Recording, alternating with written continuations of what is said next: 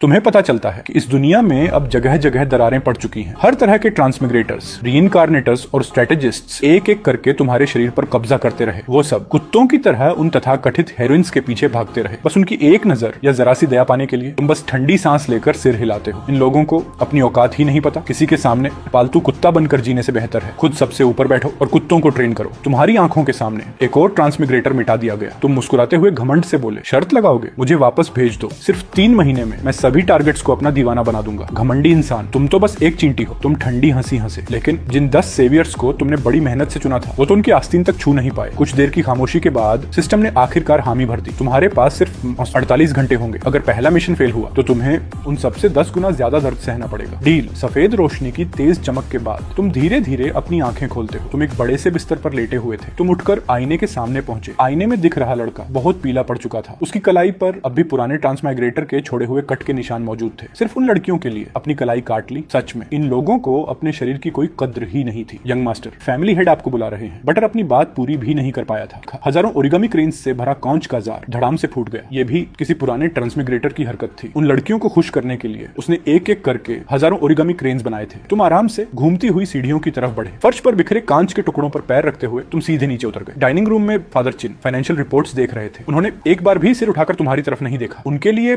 अचानक निकम्मा बन चुका बेटा अब कोई मायने नहीं रखता था।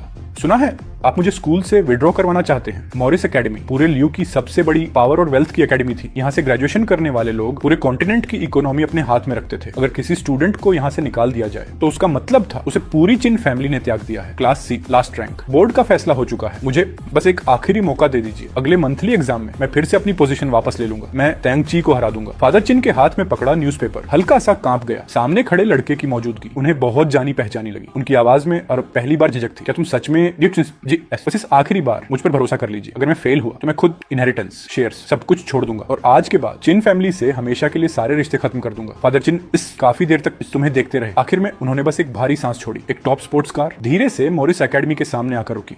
तुमने कार का डोर खोला और एकेडमी के एंट्रेंस पर खड़े विशाल स्कूल मोटो स्टोन को देखा। 3 साल पहले यही एकेडमी तुम्हारी वजह से चमकती थी और इस पत्थर पर लिखा स्कूल मोटो तुमने अपने हाथों से उकेरा था। अरे ये कौन है? ये तो यंग मास्टर चिन है। लड़का हाथ में पेन घुमाते हुए तुम्हारी पीठ पर चुभाने लगा। सुना है पिछले हफ्ते तुम लू फैमिली की डिनर पार्टी में घुस गए थे। फिर सिस्टर लू के बॉडीगार्ड्स ने तुम्हें कूड़े की तरह स्विमिंग पूल में फेंक दिया। कैसा लगा था? ओह हाँ, ये भी सुना है तुमने मिनिस्टर सू के पियानो को छू लिया था। फिर उन्होंने तुम्हें और पियानो दोनों को बाहर फेंकवा दिया। उसी समय सिस्टम की आवाज गूंज उठी। First stage mission. किसी भी टारगेट की इमोशनल फ्लक्चुएशन वैल्यू 50 तक पहुंचानी होगी। सुनुन यनशु, सू फैमिली का उत्तराधिकारी, 8 सबसे बड़े कॉन्ग्लोमरेट्स में से एक, पूरे एक कॉन्टिनेंट का सबसे युवा म्यूजिक सेंट और म्यूजिक का सबसे बड़ा दीवाना। मिशन टाइम रिमेनिंग 47 घंटे 59 मिनट। तुम्हारी आंखों में मजाक उड़ाने वाली मुस्कान चमक उठी। पियानो रूम में लेटने पर जिसे बाहर फेंकवा दिया गया था उसे जीतने के लिए चुना है। सच में ये लोग बेकार तो हैं, लेकिन तुम भी उन्हीं जैसे हो या नहीं ये अब भी साबित होना बाकी है। चारों तरफ तेज ठहाके गूंज उठे। तुम हल्का सा मुस्कुराए, लेकिन तुम्हारी आंखों में जरा भी मुस्कान नहीं थी। स्नैप! एक जोरदार थप्पड़ की आवाज गूंज उठी। पूरा माहौल एकदम शांत हो गया। घुंघराले बालों वाला लड़का अपना गाल पकड़कर खड़ा रह गया। उसकी आंखों में यकीन ही नहीं हो रहा था। तुमने अपना हाथ झाड़ते हुए कहा, बहुत बदसूरत हो, जैसे हाथ से धूल झाड़ रहे हो। तुमने मुझे थप्पड़ मारा? वो लड़का गुस्से से कांपने लगा। क्या तुम्हें लगता है तुम अब भी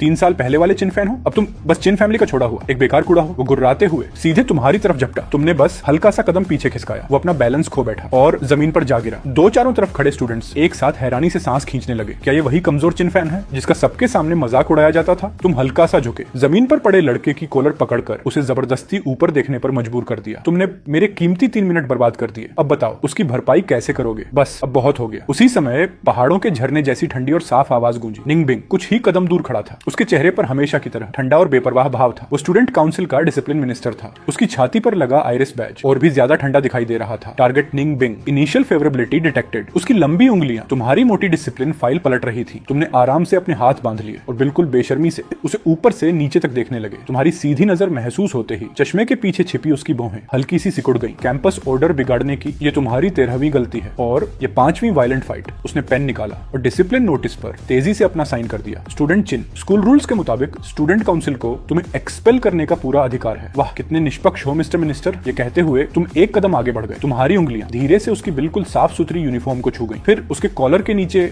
कॉलर बोन के पास बहुत हल्के से गोल घुमाने लगी। ठीक उसी जगह जहां असली निंग बिंग ने पहले तुम्हारे दांतों का हल्का निशान छोड़ा था। जैसे ही वो तुम्हारा हाथ हटाने वाला था, अचानक एक ठंडी तेज सीडर फ्रेग्रेंस उसकी सांसों में भर गई। उसकी आंखें एकदम सिकुड़ गईं। ये खुशबू सिर्फ तुम्हारी थी, असली तुम्हारी। चारों तरफ खड़े स्टूडेंट्स फिर से जोर जोर से चिल्लाने लगे, जैसे उन्होंने कोई नामुमकिन चीज देख ली हो। निंग बिंग अचानक होश में लौटा। उसने नीचे देखा। अगले ही पल उसने तुम्हारी कलाई जोर से पकड़ ली और तुम्हें सीधे ठंडी सुनहरी दीवार से दबा दिया। उसकी आवाज बहुत धीमी थी, इतनी कि सिर्फ तुम दोनों ही सुन सकते थे। तुम इस खुशबू वाले परफ्यूम के लायक नहीं हो। अभी इसी वक्त अपनी जेड क्लास में वापस जाओ। अगर दोबारा मैंने तुम्हें इसी खुशबू में देखा तो मैं खुद तुम्हें एकेडमी से बाहर फेंक दूंगा। निंग बिंग फेवरेबिलिटी -80। लेकिन तुम्हें जरा भी घबराहट नहीं हुई, बल्कि तुम और भी खुश हो गए। जितनी कम फेवरेबिलिटी होगी उतनी ही अच्छी बात है। इसका मतलब वो उन ट्रांसमाइग्रेटर्स से बेहद नफरत करता है जिन्होंने उसके शरीर पर कब्जा किया था। जैसे ही तुम जेड क्लास के क्लासरूम में दाखिल हुए, पूरा क्लासरूम कुछ पल के लिए बिल्कुल शांत हो गया। और सुबह स्कूल गेट पर जो हुआ था उसकी खबर पूरे एकेडमी में फैल चुकी थी। हर तरफ से अलग अलग नजरें तुम्हारी तरफ उठी, नफरत, तिरस्कार और जिज्ञासा। लेकिन तुमने किसी की तरफ देखा तक नहीं, सीधे अपनी आखिरी सीट पर जाकर बैठ गए। क्या एक्टिंग कर रहा है जैसे कोई बहुत बड़ा आदमी हो? असल में तू तो बस एक्सपेल होने वाला निकम्मा है। क्लास मॉनिटर जांग लेई ने जानबूझकर ऊंची आवाज में कहा। वो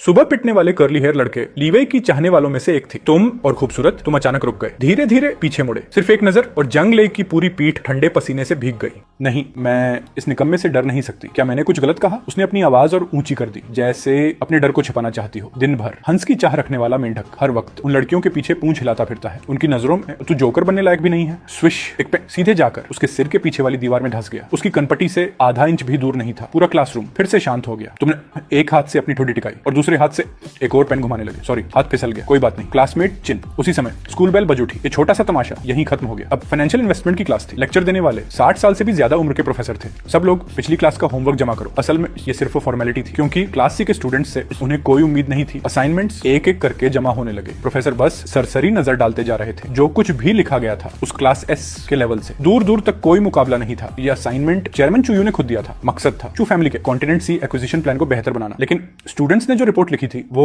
चुयू के ओरिजिनल प्लान के आसपास भी नहीं थी। फिर भी प्रोफेसर ने सिर हिलाया। मुझे मानना पड़ेगा, चुयू मेरी पूरी टीचिंग लाइफ का दूसरा सबसे बड़ा जीनियस है और पहला जीनियस। ये कहते हुए उन्होंने क्लासरूम के कोने में बैठे तुम्हारी तरफ देखा। तुम अब भी अपना होमवर्क पूरा करने में लगे थे। प्रोफेसर की आंखों में अफसोस साफ दिखाई दे रहा था। स्टूडेंट चिन, फाइनेंशियल टैलेंट के मामले में तुमसे बड़ा जीनियस मैंने आज तक नहीं देखा। सिर्फ 18 साल की उम्र में तुमने डूबती हुई चिन फैमिली को उठाकर 8 कॉन्ग्लोमरेट्स के नीचे टॉप 4 फैमिलीज में पहुंचा दिया। 18 साल की उम्र में तुम्हारी लिखी एक्विजिशन रिपोर्ट आज भी बिजनेस वर्ल्ड में रेफरेंस मटेरियल की तरह पढ़ाई जाती है। लेकिन इतना बड़ा जीनियस स्टूडेंट चिन, क्या इस बार भी तुम होमवर्क जमा नहीं करोगे? तुमने सिर तक नहीं उठाया। तुम्हारी नजरें कॉम्प्लेक्स फाइनेंशियल स्टेटमेंट्स और ओनरशिप चार्ट्स पर बिजली की तरह दौड़ रही थी। तीन तुम्हारी नजरें तेजी से फाइनेंशियल डेटा पर दौड़ रही थी। तुम्हारे लिखने की स्पीड इतनी तेज थी कि किसी की आंखें भी उसका पीछा नहीं कर पा रही थी। प्रोफेसर तुम्हारे इस लापरवाह रवैये से नाराज हो गए। उन्होंने भौहें सिकोड़ते हुए पोडियम से नीचे उतरना शुरू किया। लेकिन जैसे ही वो तुम्हारे पास पहुंचे, अचानक रुक गए। तुमने पेन नीचे रखा और उंगलियों से वो रिपोर्ट धीरे से उनकी तरफ सरका दी। प्रोफेसर ने सिर झुकाकर रिपोर्ट देखी। अगले ही पल उनकी आंखें फैल गई। पूरी रिपोर्ट कॉम्प्लेक्स फॉर्मूलास, कैलकुलेशंस और एरोज से भरी हुई थी। उन सभी का निशाना मर्जर प्लान की सबसे छिपी हुई कमजोरी पर था। एक ऐसी फेटल ट्रैप जिसे चुयोयू तक नहीं देख पाया था। लेकिन तुमने सिर्फ उसे ढूंढा ही नहीं, बल्कि रेड पेन से एक लाइन और लिख दी थी। Reverse short selling, leverage 15:1, static space 300%। ये होमवर्क नहीं था, ये सीधी धमकी थी। अगर चू फैमिली इसी प्लान के साथ मर्जर आगे बढ़ाती तो उन्हें इतना बड़ा नुकसान होता जिसकी भरपाई कभी नहीं हो सकती थी। प्रोफेसर के हाथ बेकाबू होकर कांपने लगे। उन्होंने अचानक सिर उठाकर तुम्हें देखा। ये आखिर कैसे मुमकिन है? तुम आखिर हो कौन? तुमने आलस से अपनी आंखें उठाई। प्रोफेसर, क्या आपको लगता है मेरे सॉल्यूशन में कोई प्रॉब्लम है? पूरा क्लासरूम बर्फ जैसा ठंडा हो गया। हर स्टूडेंट सांस रोक कर खड़ा था। यहाँ तक कि जेंग लिली ने भी अपना मुंह कसकर बंद कर लिया। उसे डर था। आखिर उस रिपोर्ट का मतलब क्या था? मतलब सिर्फ एक क्लास पीरियड में नहीं, पूरी क्लास खत्म होने से पहले ही तुमने चू फैमिली के सालों की मेहनत से बने मर्जर प्लान को तबाह कर दिया था। प्रोफेसर का चेहरा बार बार बदल रहा था। उन्होंने बहुत सावधानी से वो रिपोर्ट मोड़ी। उनकी आवाज भर्रा गई। मैं ये रिपोर्ट खुद चेयरमैन चू को दूंगा। तुम हल्का सा मुस्कुराए। स्टूडेंट काउंसिल ऑफिस में एक असिस्टेंट रिपोर्ट्स का मोटा ढेर टेबल पर रख गया। चेयरमैन चू, ये क्लास सी से लेकर क्लास जी तक सभी रिपोर्ट्स। चू यूयू ने सिर तक नहीं उठाया। उसकी पूरी नजर अपने फाइनेंशियल मॉडल पर थी। क्लास सी से क्लास जी तक की रिपोर्ट्स उसके लिए सिर्फ बैकग्राउंड नॉइज थी। लेकिन उसके दिल में एक अजीब सी बेचैनी बार बार उठ रही थी। हालांकि ये बाकी सभी रिपोर्ट्स उसे यही बता रही थी कि वो जरूरत से ज्यादा सोच रहा है। चू फैमिली का विशाल जहाज अपने तय रास्ते पर आराम से आगे बढ़ रहा था। तभी प्रोफेसर दरवाजा धक्का देकर सीधे ऑफिस के अंदर घुस आए। इतनी जल्दी में कि नॉक करना भी भूल गए। चेयरमैन चू, आपको ये रिपोर्ट अभी देखनी होगी। प्रोफेसर की आवाज हल्के हल्के कांप रही थी। चू योयू की उंगलियां एक पल के लिए रुक गई। उसने वो पतली सी रिपोर्ट उठाई। जैसे ही उसकी नजर उस रिपोर्ट पर पड़ी, इस पूरा कमरा जैसे जम गया। रिपोर्ट में लिखी हर कैलकुलेशन, हर डिडक्शन उसके सबसे परफेक्ट प्लान को छुरी की तरह चीर रही थी। प्रोफेसर ने धीरे से कहा, ये रिपोर्ट क्लास सी के चिन फैन ने लिखी है। चू योयू कुछ पल के लिए बिल्कुल स्थिर रह गया। ये नाम वो कभी भूल ही नहीं सकता था। 3 साल पहले उस कुर्सी पर तुम बैठते थे जहां आज वो बैठा था, लेकिन एक ही रात में सब कुछ बदल गया। तुम आसमान से गिरकर सीधे जमीन पर आ गिरे। जिस इंसान को वो कभी हराना चाहता था, वही धीरे धीरे उसकी नजरों में सबसे नफरत के लायक इंसान बन गया। ये रिपोर्ट तो क्या, इन 3 सालों से तुम सिर्फ एक्टिंग कर रहे थे, ऊपर से शांत, लेकिन अंदर ही अंदर सब कुछ पहले से प्लान कर रखा था। स्कूल की छुट्टी की बेल बज गई, स्टूडेंट काउंसिल का बैज लगा, एक एग्जीक्यूटिव सीधे जेड क्लास में दाखिल हुआ। वो बिना कहीं रुके सीधे तुम्हारी सीट तक आया। स्टूडेंट चिन फैन, तुमने बस एक हल्की सी नजर उसकी तरफ डाली। जाकर चुयोयू से कह दो अगर उसे मुझसे मिलना है तो वो खुद आए। प्रेसिडेंट को खुद आना होगा। पूरा जेड क्लास एकदम खामोश हो गया। शाम ढल चुकी थी। तुम स्कूल गेट पर खड़ी रोकी, लेकिन बेहद शानदार ब्लैक लग्जरी कार की तरफ बढ़े। कार के अंदर चीफ बटर चून सम्मान से एक सफेद टॉवेल आगे बढ़ाता है। यंग मास्टर, पहले हाथ साफ कर लीजिए। फैमिली हेड और मिस चून हुआंग मेन रेसिडेंस में आपका इंतजार कर रहे हैं। बटलर ने इन 4 शब्दों पर जानबूझकर जोर दिया। वो तुम्हारी कजन थी और पिछले 3 सालों में धीरे धीरे तुम्हारी जगह ले चुकी थी। अब फैमिली की मंशा बिल्कुल साफ थी। मेन हॉल का माहौल बेहद भारी था। फादर चंद बोर्ड चेयरमैन की सीट पर बैठे थे। दोनों तरफ बोर्ड मेंबर्स बैठे थे। हर किसी की नजर में सवाल और शक था, लेकिन सबसे ज्यादा ध्यान एक इंसान खींच रहा था। चुन हुआंग वो शांत चेहरे के साथ तुम्हें देख रही थी। तुम आ गए। फादर चुन ने आखिरकार चुप्पी तोड़ी। तुम हल्का सा मुस्कुराए और पूरे हॉल पर एक नजर डाली। लगता है सब लोग मेरा ही इंतजार कर रहे थे। फादर चुन की आंखों में बेबसी की हल्की सी झलक थी। बोर्ड के फैसले के मुताबिक आज से फैमिली के अंदर तुम्हारे सारे अधिकार और जिम्मेदारियां अस्थायी तौर पर चुन हुआंग संभालेगी। फैमिली हेड होने के नाते फैमिली के ओवरऑल इंटरेस्ट के सामने पर्सनल इमोशंस की कोई जगह नहीं होती। इन 3 सालों में तुम्हारी हरकतों की वजह से फैमिली ने बहुत कुछ खोया है। 1 महीने बाद फादर चुन की आवाज बिल्कुल सख्त हो गई। अगर मॉरिस एकेडमी के अगले मंथली एग्जाम में तुम टॉप 3 में नहीं आए तो चुन हुआंग आधिकारिक रूप से फैमिली की सारी पावर अपने हाथ में ले लेगी। 4 तभी चुन हुआंग भी सही समय पर बोली। पिछले कुछ समय से तुम्हारे बार बार स्कूल में ऑर्डर बिगाड़ने की रिपोर्ट्स सीधे बोर्ड ऑफ डायरेक्टर्स तक पहुंच चुकी हैं। मैंने तुम्हारे लिए जो 1 महीने का एक्सटेंशन मांगा था वो भी कुछ कंडीशंस पर मिला है। इस दौरान तुम्हें अपनी हरकतें सुधारनी होंगी। पूरा हॉल एकदम शांत हो गया। सभी डायरेक्टर्स एक दूसरे की तरफ देखने लगे, लेकिन फादर चंद अब भी चुप बैठे रहे। अचानक तुम हल्के से हंस पड़े। तुम्हारी आवाज में खुला हुआ तिरस्कार सुनाई दे रहा था। जो चीजें मैं थोड़ी देर के लिए दूसरों के हाथ में छोड़ देता हूँ, उन्हें कोई और छुए, ये मुझे कभी पसंद नहीं आया। तुम्हारी नजरें सीधी चुन हुआंग की आंखों में जा धंसी। इस 1 महीने में अगर तुमने मेरी किसी भी चीज को छूने की कोशिश की या मेरी पीठ पीछे कोई चाल चली तो मैं तुम्हें अपने हाथों से मार दूंगा। पूरे हॉल में एक ठंडी किलिंग इंटेंट फैल गई, लेकिन चुन हुआंग बिना घबराए बोला, मेरा काम सिर्फ चुन फैमिली के हितों की रक्षा करना है और कुछ नहीं। अगले दिन मिशन शुरू हुए पूरे 23 घंटे 55 मिनट हो चुके थे। तभी अचानक एक हल्का सा इलेक्ट्रिक करंट तुम्हारे पूरे शरीर में दौड़ गया। ये सिस्टम की तरफ से वार्निंग थी, मिशन में टाइम वेस्ट करने की छोटी सी सजा। तुम बस हल्का सा हंसे। लगता है हायर डायमेंशन वाले भी अब अपना धैर्य खोने लगे हैं। तुमने उस दर्द को पूरी तरह इग्नोर किया और आराम से मॉरिस एकेडमी के मेन गेट से अंदर चले गए। स्टूडेंट चनफान, पीछे से एक ठंडी और साफ आवाज आई। आसपास का शोर अचानक थम गया। तुम रुके और धीरे धीरे पीछे मुड़े। भीड़ को चीरते हुए चू योयू तुम्हारी तरफ आ रहा था। एकेडमी की प्योर व्हाइट यूनिफॉर्म उसके ऊपर किसी रॉयल ड्रेस जैसी लग रही थी। उसकी हर चाल में एक पुराने नोबल फैमिली की गरिमा साफ दिखाई दे रही थी। तुमने हल्की मुस्कान के साथ कहा, प्रेसिडेंट चू आज खुद मिलने आए हैं, लगता है कोई जरूरी बात है। चू योयू के होंठों पर एक परफेक्ट लेकिन ठंडी स्माइल आई। कल तुम्हारी फाइनेंशियल रिपोर्ट में मेरी काफी दिलचस्पी जगी। अगर तुम्हारे पास समय हो तो स्टूडेंट काउंसिल ऑफिस में थोड़ी बात करना चाहूंगा। तुमने भी मुस्कुराकर मना करने जैसा दिखाया, लेकिन सबकी नजरों के बीच आखिर तुम उसके साथ स्टूडेंट काउंसिल टावर तक चले गए। 3 साल पहले यही जगह तुम्हारे अधिकार का प्रतीक थी, लेकिन अब वही लग्जरी, वही पावर। फिर भी सब कुछ अजीब तरह से अनजान लग रहा था। ऑफिस में पहुंचते ही चू युयू बिना किसी भूमिका के बोला, मुझे घुमा फिराकर बात करना पसंद नहीं। तुम अच्छी तरह जानते हो कि तुम्हारी रिपोर्ट चू फैमिली के कई सालों के प्रोजेक्ट के लिए क्या मायने रखती है। वो फ्लोर टू सीलिंग विंडो के सामने खड़ा था, फिर मुड़कर तुम्हारी तरफ देखा। मैं चाहता हूँ कि इस रिपोर्ट की बात यहीं खत्म हो जाए, इसे पूरी तरह सीक्रेट रखा जाए। कुछ पल रुककर उसने कहा, इसके बदले मैं तुम्हारी एक शर्त मान सकता हूँ। उसकी आवाज में वही आत्मविश्वास था जैसे हर सिचुएशन उसके कंट्रोल में हो। तुम हल्का सा मुस्कुराए। प्रेसिडेंट चू का एक प्रॉमिस काफी महंगा लगता है। आखिर इसकी कीमत चू फैमिली के इतने बड़े प्रोजेक्ट के बराबर जो है। चू योयू की भौहें हल्की सी सिकुड़ गईं। वो मन ही मन सोचने लगा कि तुम आखिर क्या मांगने वाले हो, लेकिन तभी तुम मुस्कुराए। मैं तुम्हारा सीक्रेट रख सकता हूँ। चू योयू ने सीधा पूछा, तो बदले में क्या चाहते हो? तुम थोड़ा आगे झुके। तुम्हारी मुस्कान में खुली चुनौती थी। मैं तुमसे एक बेट लगाना चाहता हूँ। अगले मिड टर्म एग्जाम में ग्रेड का फर्स्ट रैंक किसका होगा, इसी पर बेट। चू योयू की आंखों में हल्की सी लहर दौड़ी। तुमने आगे कहा, अगर तुम हार गए तो स्टूडेंट काउंसिल प्रेसिडेंट की पोजीशन मेरी होगी और तुम मेरे कंपेनियन बनोगे। ये सुनते ही चू योयू के दिल में घृणा और तिरस्कार उमड़ पड़ा। उसके लिए ये भी उन ट्रांसमिग्रेटर्स की तरह ही था जिन्हें सिर्फ उसका स्टेटस और बॉडी चाहिए था। सिस्टम नोटिफिकेशन, टारगेट चू योयू फेवरेबिलिटी -50। लेकिन तुम्हारे चेहरे की मुस्कान जरा भी नहीं बदली। तुमने चू योयू को सिर से पांव तक ऐसे देखा जैसे कोई बायर किसी कीमती सामान की क्वालिटी चेक कर रहा हो। उस नजर में ना प्यार था ना चाहत, सिर्फ ठंडी कैलकुलेशन थी, जैसे वो तुम्हारे लिए सिर्फ एक ट्रॉफी हो। पूरे ऑफिस में खामोशी छा गई। दोनों दोनों की नजरें हवा में टकरा रही थी। काफी देर बाद चू योयू ने बेहद ठंडी आवाज में जवाब दिया। 5/5 चू योयू ने बेट मान ली, लेकिन इसका मतलब ये बिल्कुल नहीं था कि वो खुद को किसी सौदे की चीज समझता था। उसे अपनी जीत पर पूरा भरोसा था। तुम नहीं जीत सकते, चाहे तुम्हारी टैलेंट अचानक वापस आ गई हो, लेकिन 3 साल का गैप सिर्फ आधे महीने में पूरा नहीं किया जा सकता। जिस पीक को तुम देख रहे हो वो मेरे लिए सिर्फ जर्नी का एक माइलस्टोन है, और जहां तक 3 साल तक छिपे रहने की बात है, मुझे उससे कोई फर्क नहीं पड़ता। इन 3 सालों में तुमने सिर्फ अपनी रेपुटेशन ही नहीं बल्कि चंद फैमिली का फ्यूचर भी दफना दिया है। इतनी बड़ी कीमत सिर्फ डोरमेंसी के लिए देना बेहद बेवकूफी है। फिर उसने ठंडी नजरों से तुम्हें देखा। अगर तुम हार गए तो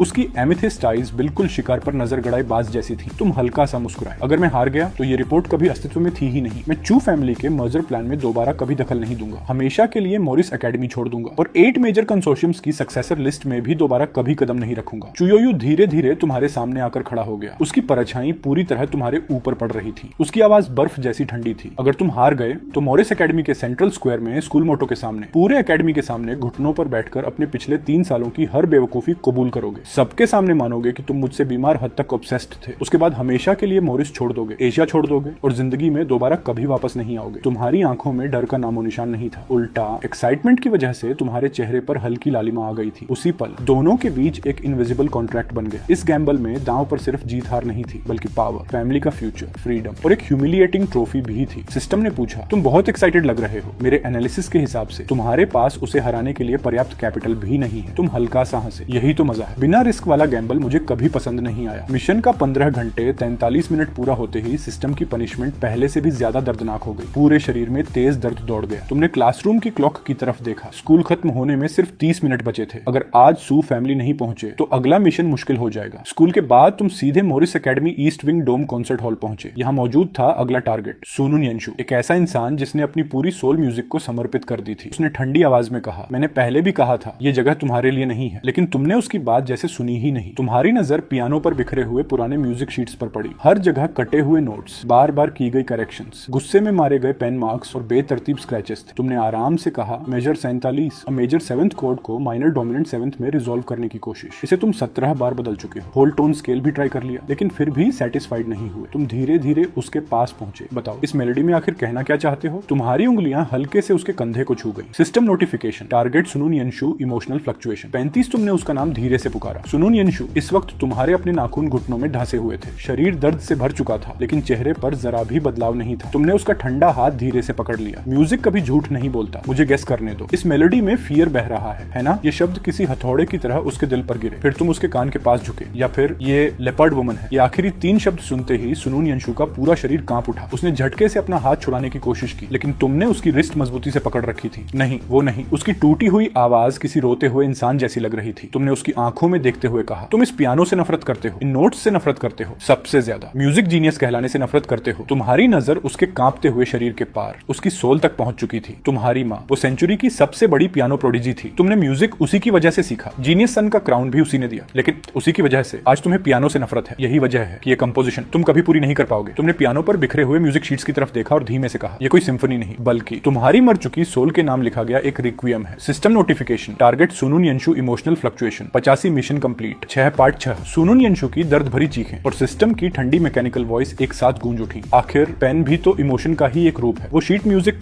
उसकी मेंटर से जुड़ी आखिरी याद थी, उसकी आखिरी उम्मीद। लेकिन अगले ही पल तुमने उन पेजेस को अपने हाथों से बेरहमी से फाड़ दिया। पूरा कॉन्सर्ट हॉल एकदम शांत हो गया। सुनुन यंशु का मुंह खुला रह गया, लेकिन उसके गले से एक भी आवाज नहीं निकली। उसकी नजर सिर्फ उस आखिरी फटे हुए पेज पर टिकी थी, जिसे तुमने अपनी उंगलियों में पकड़ा हुआ था। ऐसा लग रहा था जैसे उसकी पूरी दुनिया उसी पल टूटकर बिखर गई हो। तुमने ठंडी आवाज में कहा, अभी तुम्हारा मन नहीं कर रहा कि मुझे यहीं टुकड़े टुकड़े कर दो? मेरे साथ इस शीट म्यूजिक को भी दफना दो। सुनुन यंशु के होंठ कांप रहे थे। उसकी सांसें भारी हो चुकी थी। वो मैडनेस से बस एक कदम दूर था। अगर तुमने एक और वार किया तो शायद वो सच में तुम्हें मार डालता, लेकिन तुम बिना उसकी तरफ देखे आगे बढ़ गए। सीधे स्टेज के बीच रखे उस पुराने स्टाइनवे ग्रैंड पियानो के सामने पहुंचे। तुमने धीरे से पियानो का लिड खोला। हर मूवमेंट इतनी ग्रेसफुल थी जैसे कोई स्टेज पर पर्दा उठा रहा हो। उसी पल सुनुन यंशु पागलों की तरह तुम्हारी तरफ झपटा। उसका हाथ सीधा तुम्हारी गर्दन की तरफ बढ़ा, लेकिन उसके छूने से पहले ही तुम्हारी उंगलियां पियानो की कीज पर उतर गईं। एक अकेला नोट, इतना शुद्ध जैसे पहाड़ों पर पहली बर्फ पिघलने की आवाज। उस एक नोट ने पूरे कॉन्सर्ट हॉल को हिला दिया। सुनुन यंशु ऐसे पीछे लड़खड़ाया जैसे किसी अदृश्य दीवार से टकरा गया गया हो। उसके घुटने जोर से मार्बल फ्लोर पर जा लगे। उसकी आंखों में अब गुस्सा नहीं था, सिर्फ शौक था। धीरे धीरे मेलोडी बहने लगी, गहरी, धीमी और ऐसी उदासी से भरी जिसे शब्दों में बयान करना नामुमकिन था। उसकी आंखों के सामने सब कुछ धुंधला होने लगा। पुरानी यादें एक एक करके लौट आईं। वो सिर्फ 9 साल का था, अपनी जिंदगी का पहला पियानो कंपटीशन फाइनल और पहली हार। तेज बुखार की वजह से उसका पूरा शरीर जल रहा था। उसने सिर्फ 3 गलत नोट्स बजाए थे, लेकिन उसके लिए वही उसकी सबसे बड़ी हार थी। उसे सिर्फ एक ही बात का डर था, माँ मुझसे निराश हो जाएंगी। तभी उसे हल्के कदमों की आवाज सुनाई दी। पियानो का लिड धीरे से खुला और वही मेलोडी धीरे धीरे बजने लगी। वो मेलोडी जिसने उसके फीवर, उसके डर और उसके दर्द को पहली बार शांत किया था। उस वक्त उसे याद भी नहीं था कि पियानो कौन बजा रहा था। उसे सिर्फ इतना याद था कि उस मेलोडी ने उसे एक ऐसी सिक्योरिटी दी थी जिसे वो फिर कभी ढूंढ नहीं पाया। सालों तक उसने उस ट्यून को दोबारा बनाने की कोशिश की, लेकिन कभी सफल नहीं हुआ। और आज वही मेलोडी तुम्हारी उंगलियों से फिर उसके सामने बह रही थी। तुमने पियानो बजाना बंद किया और ठंडी आवाज में कहा, ये मेलोडी तुम्हारी माँ ने उस बेड से पहले लिखी थी। जब से तुम्हें होश आया, तुम्हारी माँ पूरे कॉन्टिनेंट की सबसे चमकती पियानो प्रोडिजी थी, लेकिन एक हाई स्टेक्स बेट हारने के बाद उन्हें हमेशा के लिए म्यूजिक वर्ल्ड छोड़ना पड़ा। उस दिन के बाद उन्होंने अपनी सारी अधूरी एम्बिशन तुम्हारे ऊपर थोप दी। टैलेंट ब्लेसिंग नहीं रहा, कर्स बन गया। तुम उनका बेटा नहीं, बस उनके सपनों को पूरा करने का एक टूल बनकर रह गए। लेकिन वो एक समय तुम्हें वैसे भी प्यार करती थी, जब तुम हारते थे, बीमार पड़ते थे और डरते भी थे, सिर्फ जीनियस होने की वजह से नहीं। ये सुनते ही सुनून यंशु की आंखों से आंसू फूट पड़े। ऐसा लग रहा था जैसे कई सालों से बना बांध एक ही पल में टूट गया हो। सिस्टम नोटिफिकेशन, टारगेट सुनून यंशु, emotional fluctuation, 97 mission complete. Piano की आखिरी एको पूरे डोम में धीरे धीरे गुम हो गई। तुम बिना पीछे देखे दरवाजे की तरफ चल दिए। पीछे से सुनून यंशु की भारी आवाज आई, लेकिन तुम रुके नहीं। बस इतना कहा, उम्मीद है अगली बार मैं तुम्हारा असली रिक्वियम सुनूंगा। सिस्टम की मैकेनिकल वॉइस फिर सुनाई दी, कांग्रेचुलेशंस, मिशन कंप्लीट। तुम्हारे चेहरे पर कोई खुशी नहीं थी, थैंक्स। लेकिन सच कहूं, ये गला घुटने वाला एहसास मुझे बिल्कुल पसंद नहीं आया। सिस्टम बोला, रिवॉर्ड के तौर पर तुम मुझसे एक विश मांग सकते हो। उदाहरण के लिए, मैं मंथली एग्जाम में चीट करने में तुम्हारी मदद कर सकता हूँ। तुमने बिना सोचे जवाब दिया, जरूरत नहीं, लेकिन एक चीज में मेरी मदद कर सकते हो। मेरी रिस्ट पर जो स्कार है उसे मिटा दो। वो स्कार महंगी दवाइयों से लगभग भर चुका था, लेकिन अब भी एक थोर्न टैटू की तरह दिखाई देता था। तुमने धीरे से अपनी रिस्ट को देखा। मैं चाहता हूँ जिन बेकार लोगों ने मेरे शरीर पर अपने निशान छोड़े थे, उनका आखिरी निशान भी हमेशा के लिए मिट जाए। कुछ सेकंड बाद तुम्हारी रिस्ट पर हल्की गर्माहट फैल गई और वो थोर्न स्कार धीरे धीरे पूरी तरह गायब हो गया। तुमने हल्की मुस्कान के साथ कहा, थैंक यू। उसी समय स्टूडेंट काउंसिल ऑफिस में चुयूयू अपनी चेयर पर सीधा बैठा हुआ था। चुयूयू की उंगलियां ऑफिस डेस्क पर अनजाने में रिदम के साथ टैप कर रही थी। उसने बिना सिर उठाए कहा, मुझे चुनफन का डिसिप्लिनरी रिकॉर्ड ला कर दो। पास खड़ा बिंग निंग कुछ पल के लिए रुक गया। उसने फाइल्स आगे बढ़ाई और शांत आवाज में पूछा, पिछले 3 सालों में उसने क्या क्या किया, ये आप मुझसे बेहतर जानते हैं। लेकिन अचानक उसकी इतनी चिंता क्यों? फिर उसने सीधा चू योयू की तरफ देखा। असल सवाल तो ये है, आपने उसके मामलों में इंटरेस्ट लेना कब शुरू किया? चू योयू ने उसकी ठंडी नजरों का सामना किया। कुछ पल बाद धीरे से बोला, शायद क्योंकि वो बदल गया है। बदल गया? बिंग निंग की आंखों में हल्की हैरानी उभरी। अगर हमेशा शांत रहने वाला चू योयू भी ये कह रहा है, तो इसका मतलब सच में कुछ बदल चुका था। लेकिन उसने उसके चेहरे पर और कुछ पढ़ने की कोशिश की, फिर भी उसे कोई जवाब नहीं मिला। उधर चन फैमिली की लाल स्पोर्ट्स कार मेन कोर्टयार्ड में आकर रुकी। तुम कार डोर से टिक कर खड़े थे और अपनी रिस्ट को हल्के से सहला रहे थे, जहां से अभी अभी वो पुराना स्कार मिटा था। दूसरी मंजिल की स्टडी में फ्लोर टू सीलिंग विंडो के सामने चुन हुआंग चुपचाप खड़ा तुम्हें देख रहा था। तुमने भी ऊपर नजर उठाई, दोनों की नजरें मिली। तुम हल्का सा मुस्कुराए, फिर अपनी इंडेक्स फिंगर और मिडिल फिंगर से गन का इशारा बनाकर उसकी तरफ इनविजिबल बुलेट चला दी। उसके बाद बिना एक पल रुके मेन एंट्रेंस की तरफ बढ़ गए। उसी समय स्पाइरल स्टेयरकेस से हील की आवाज गूंजी। चुनहुआंग धीरे धीरे नीचे उतरकर तुम्हारे सामने आ गया। उसने अपनी वॉच देखी। स्कूल खत्म हुए 4 घंटे 28 मिनट हो चुके हैं। एकेडमी से यहाँ आने में ज्यादा से ज्यादा 15 मिनट लगते हैं। तुम 3.5 घंटे कहाँ थे? तुमने हल्का सा सिर टेढ़ा किया। होंठों पर व्यंग्य भरी मुस्कान थी। कब से? मुझे अपना स्केड्यूल तुम्हें रिपोर्ट करना पड़ता है इतनी डिटेल में? चुनहुआंग ने बिना झिझके जवाब दिया, ये मेरी ड्यूटी है, ताकि तुम फिर किसी बेकार पर्सनल मैटर में पड़कर कोई फूलिश काम न कर बैठो। तुमने उसके शब्द दोहराए, पर्सनल मैटर, फूलिश एक्शन, फिर हल्का सा हंसे। उन ट्रांसमिग्रेटर्स ने जो तमाशे किए थे उनके लिए ये शब्द तो बहुत हल्के थे। तुम उसके पास से निकलते हुए रुके भी नहीं, बस ठंडी नजर से उसकी तरफ देखा। चिंता मत करो, मैं सिर्फ एक पुराने जान पहचान वाले की कब्र पर गया था। दोनों एक दूसरे को क्रॉस करके आगे बढ़ गए, लेकिन उसी पल चुनहुआंग की एम्बर आइज में पहली बार एक हल्की सी इमोशन चमकी। रात को स्टडी रूम में तुम रेयर सीरियस एक्सप्रेशन के साथ डेस्क पर बैठे थे। आज तुमने चुयोयू से बेट लगा दी थी और मंथली एग्जाम में अब सिर्फ 15 दिन बचे थे। तुम्हारे दिमाग में पिछले 3 सालों के उसके रिजल्ट्स घूम रहे थे। मैथ, फिजिक्स, केमिस्ट्री, बायोलॉजी, इन सब सब्जेक्ट्स की फाउंडेशन तुम्हारे लिए पहले से मजबूत थी। चारों कॉन्टिनेंट्स की official languages, humanities, history, art, ये सब तुम 18 साल की उम्र से पहले ही मास्टर कर चुके थे। 3 साल खोने के बावजूद इन सब्जेक्ट्स में तुम्हारी पकड़ अब भी नहीं टूटी थी। तुम्हें बस अपना नॉलेज फिर से ऑर्गेनाइज करना था। लेकिन 2 सब्जेक्ट्स सबसे मुश्किल थे, पॉलिटिक्स और फाइनेंशियल इन्वेस्टमेंट। पॉलिटिक्स में ब्लिस एकेडमी कभी भी रोट लर्निंग नहीं पूछती थी। वहां बदलती हुई पॉलिटिकल सिचुएशन की अंडरस्टैंडिंग टेस्ट होती थी। जब तुम्हें उस वॉइड में घसीटा गया था, तब 8 मेजर कंसोर्शियम्स पूरे कॉन्टिनेंट पर राज करते थे। पुरानी धौ रॉयल फैमिली 200 सालों से सत्ता में थी, लेकिन इन 3 सालों में नई पावर्स उभर चुकी थी। क्या रॉयल फैमिली अपना आखिरी संघर्ष कर रही थी, या कोई नया किंग सिंहासन पर बैठने वाला था? झिंगा और डॉ की अलायंस क्या अब भी मजबूत थी, या उसे एक्सिस ए और एक्सिस बी ने अंदर ही अंदर तोड़ दिया था? इन सवालों का जवाब तुम्हारे पास नहीं था, और यही सबसे बड़ा खतरा था। आंखों पर पट्टी बांधकर खाई के किनारे चलने जैसा। 8 पार्ट 8 फाइनेंशियल इन्वेस्टमेंट भी किसी युद्ध से कम नहीं था। 3 साल किसी भी जायंट कंपनी को गिराने और किसी अननोन कंपनी को टॉप पर पहुंचाने के लिए काफी होते हैं। तुम्हें पता लगाना था कि इन 3 सालों में कौन सी कंपनीज नई पावर बनकर उभरी, कौन सी हिडन थ्रेट बन गई, और कौन से पुराने फाइनेंशियल जायंट्स अब कोलैप्स होने की कगार पर थे। तुम्हारे पास सिर्फ 2 हफ्ते थे। पूरे कॉन्टिनेंट की पॉलिटिकल और फाइनेंशियल सिचुएशन में आए 3 साल के बदलाव को सिर्फ 14 दिनों में समझना था। इस समय तुम्हारे लिए सबसे कीमती चीज थी टाइम। इसी वजह से तुमने मॉर्निंग की म्यूजिक एप्रिसिएशन क्लास भी स्किप कर दी। उसकी जगह तुम पूरे समय चंद फैमिली स्टडी में बैठकर पिछले 3 सालों की सारी इंफॉर्मेशन इकट्ठा कर रहे थे। तुम्हारे लिए अब 1 मिनट बल्कि 1 सेकंड भी वेस्ट करना मना था। लेकिन जैसे ही तुम एकेडमी के सेंट्रल कोर्टयार्ड में पहुंचे, एक आदमी ने तुम्हारा रास्ता रोक लिया। उसकी चेस्ट पर लगा सिल्वर बैज धूप में चमक रहा था। उसके हाथ में एक पतला सा डॉक्यूमेंट था। चेहरे पर प्रोफेशनल कामनेस थी, लेकिन आंखों के अंदर हल्की सी टेंशन साफ दिखाई दे रही थी। स्टूडेंट चुनफैन, आपकी कुल 50 एब्सेंस पूरी हो चुकी है। ये मिनिस्टर बिंग निंग की तरफ से जारी किया गया एक्सपल्सन नोटिस है। कृपया साइन कर दीजिए। कुछ पल के लिए पूरा माहौल शांत हो गया। एक्सपल्शन। तुमने हल्की मुस्कान के साथ वही शब्द दोहराया। तुम्हारी मुस्कान देखते ही सामने वाले की बनावटी शांति टूट गई। उसके कानों तक हल्की लालिमा फैल गई। उसने नजरें चुराते हुए कहा, मिनिस्टर चाहते हैं कि आप तुरंत उनके ऑफिस चलें। आगे की सारी फॉर्मेलिटीज वहीं पूरी होंगी। तुमने नोटिस 2 उंगलियों से उठाया और मुस्कुराए। तो बिंग निंग ने शुरुआत ऐसे की है। इंटरेस्टिंग। उसी समय system notification stage 2 mission activated. Target बिंग निंग।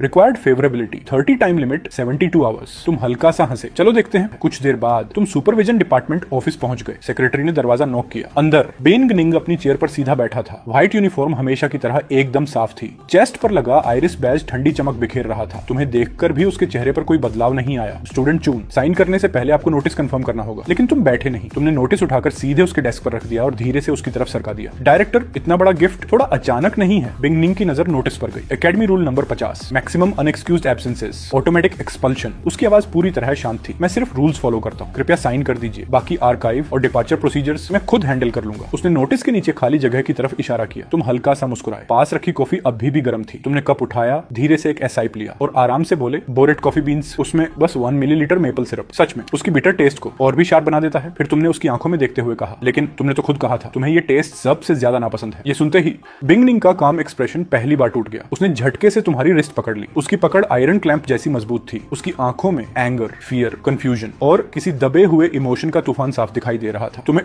ये कैसे पता? उसी पल ऑफिस का दरवाजा खुल गया। चू यूयू अंदर आया। उसकी नजर पहले बिखरे हुए फ्लोर पर गई, फिर बिंग निंग के चेहरे पर और आखिर में उसके हाथ पर, जो अब भी तुम्हारी रिस्ट को कसकर पकड़े हुए था। बिंग निंग ने पीछे मुड़कर देखा। तुम यहाँ क्या कर रहे हो? लेकिन चू यूयू ने उसकी बात का जवाब ही नहीं दिया। वो सीधे अंदर आया। उसकी नजर अब भी बिंग निंग के हाथ पर थी। फिर उसने शांत लेकिन ठंडी आवाज में कहा, अभी इसे एक्सपेल मत करो। ये सुनते ही बिंग निंग की आंखें सिकुड़ गईं। उसने गहरी सांस ली। उसकी नजर चाकू जैसी तेज हो गई। चू यूयू के होठों पर बेहद हल्की ठंडी मुस्कान आई। सॉरी, लेकिन मुझे ऐसा करना ही पड़ेगा। उसकी आवाज में कोई गुंजाइश नहीं थी। तभी ऑफिस के बाहर 2 हल्की नॉक की आवाज गूंजी और अगले ही पल एक परिचित आवाज सुनाई दी। यहाँ इतनी रौनक किस बात की है? दरवाजे पर सुनुन यंशु पूरी शांति और एलिगेंस के साथ खड़ा था, लेकिन उसे देखते ही बिंग निंग की भौहें और सिकुड़ गईं। उसकी आवाज में साफ झुंझलाहट थी। तुम फिर सुपरविजन डिपार्टमेंट में क्या कर रहे हो? इस समय वो किसी घिरे हुए जानवर की तरह था। सुनुन यंशु की नजर आखिरकार बिंग निंग के हाथ पर गई, जो अब तक तुम्हारी रिस्ट को कसकर पकड़े हुए था। उसके होठों पर हल्की सी मुस्कान आई। उसने तुम्हारी तरफ देखा और शांत स्वर में कहा, मैं इन्हें लेने आया हूँ। तुम हल्का सा मुस्कुराए। देखा मिनिस्टर बिंग, मैं सच में कोई ऐसी चींटी नहीं हूँ जिसे तुम्हारे रूल्स आसानी से बांध सके। इतना कहते ही बिंग निंग को अचानक महसूस हुआ जैसे कोई अदृश्य ताकत उसकी पकड़ खोल रही हो। उसकी उंगलियां अपने आप ढीली पड़ गईं। तुमने आराम से अपनी रिस्ट झटक ली, जैसे बस धूल का एक कण हटाया हो। थैंक्स आप दोनों का। इतना कहकर तुम बिना पीछे देखे ऑफिस से बाहर निकल गए। पीछे सिर्फ 3 अलग अलग सोच में डूबे लोग रह गए। कुछ देर बाद बिंग निंग ने थके हुए अंदाज में अपनी भौहें दबाई। मुझे एक्सप्लेनेशन चाहिए। चू यूयू कुछ पल चुप रहा, फिर धीमी आवाज में बोला, आधे महीने बाद तुम्हें सब पता चल जाएगा। सॉरी, ये चू फैमिली का कोर सीक्रेट है, अभी मैं कुछ नहीं बता सकता। बिंग निंग ने धीरे से दोहराया, चू फैमिली। ये 2 शब्द उसके दिमाग में लगातार घूमने लगे। फिर उसकी नजर दरवाजे से टिके खड़े सुनुन यंशु पर गई। और तुम मत कहना कि सू फैमिली भी इस सब में शामिल है। सुनुन यंशु ने शांत स्वर में सिर हिलाया। नहीं, इसका सू फैमिली से कोई लेना देना नहीं। बस कुछ सवाल हैं जिनका जवाब मुझे उसी से चाहिए। वो मेलोडी जो सिर्फ मेरी धुंधली बचपन की यादों में थी। 8 साल का बच्चा उसे कभी नहीं जान सकता था। यही सवाल उसके दिल में कांटे की तरह चुभ रहा था। आखिरकार बिंग निंग ने थके हुए हाथ से इशारा इशारा किया, बस तुम दोनों जाओ, मुझे